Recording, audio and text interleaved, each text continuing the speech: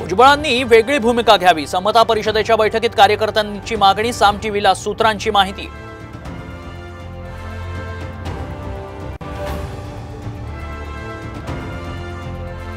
रवींद्र वायकरांच्या निकालाचा वाद कोर्टात जाणार, मतमोजणीवरून ठाकरे गट आक्रमक, आयोग आणि आमच्या टॅलीत 650 मतांचा फरक असल्याचा आरोप।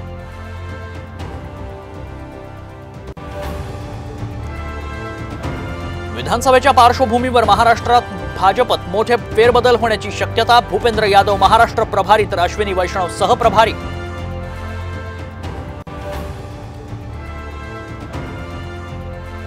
मवियाचा विधानसभेसाठी जागा वाटपाचा फॉर्म्युला ठरला, काँग्रेस सर्वाधिक जागा लढणार, सूत्रांची माहिती।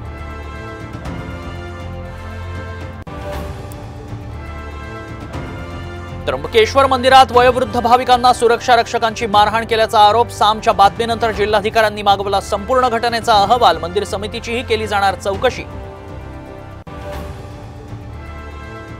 सरकारी कर्मचाऱ्यांच्या निवृत्तीचं वय 60 वर्ष होण्याची शक्यता, मुख्यमंत्री शिंदेंनी कर्मचारी संघटनेला आश्वासन दिल्याची माहिती।